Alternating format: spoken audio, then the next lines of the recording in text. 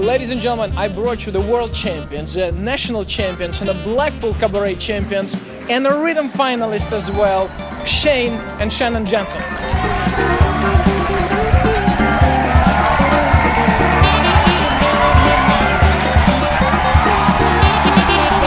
thank you for joining me. Glad to have you. Thank you for all the trouble to go through to coming here.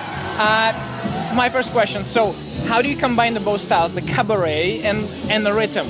In my opinion, it's super difficult. You're having hardcore tricks, and even I'm right now trying to do something like this with my student. I'm already got injured my neck, I pulled my back. How do you stay fit and healthy in this case?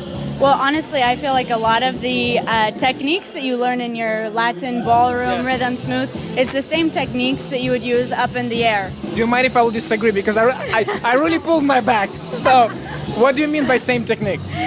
The way you hold yourself.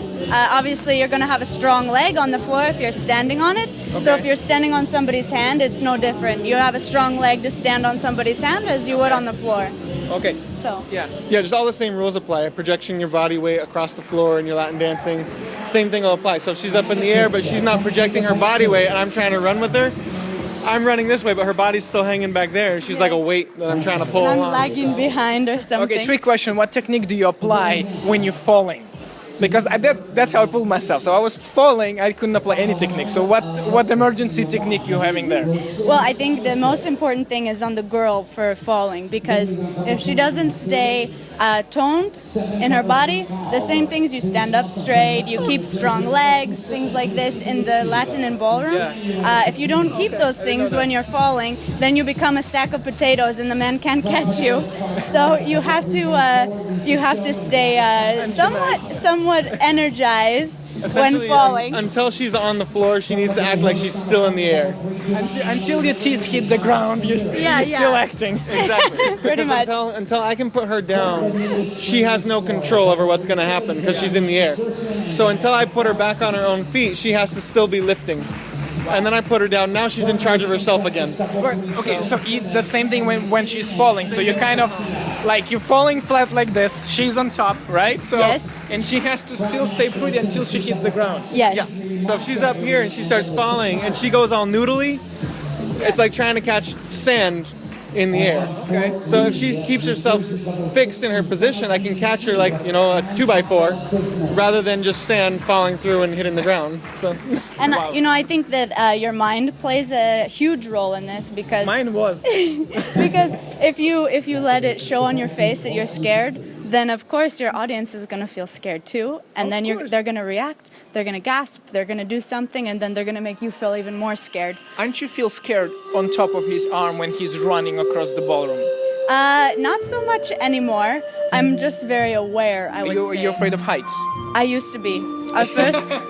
Our very first lift. Great remedy. Yeah, our very first lift, we learned I was standing on a table and I held somebody else's hand, and he said, "Lay back on my hand," and I said, "Okay," and I went about this far, and he said, "You have to go more than that," and I said, "I am laying back. What are you talking about?" And so I was up there holding his hand, holding this other person's hand, he's holding on to me, and we were there for about 3 seconds, and I said, "Okay, that's enough."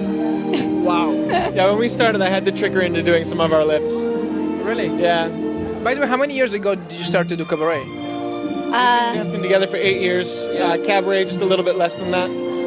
Together. So you became the world champions pretty fast. Like how many years it took you?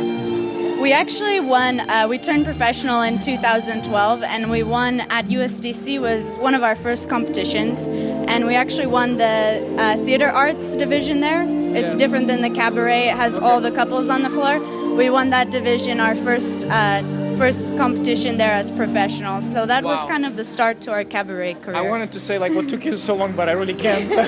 It was really fast. The world title we won, I think, 2 or 3 years later. After that, we won the world Congratulations, title. it's amazing. I mean, your tricks are fantastic. So, I mean, it's like... And I noticed you're traveling with a doggy. Yes. Yes. He always travels with you? Yes, she goes everywhere with us.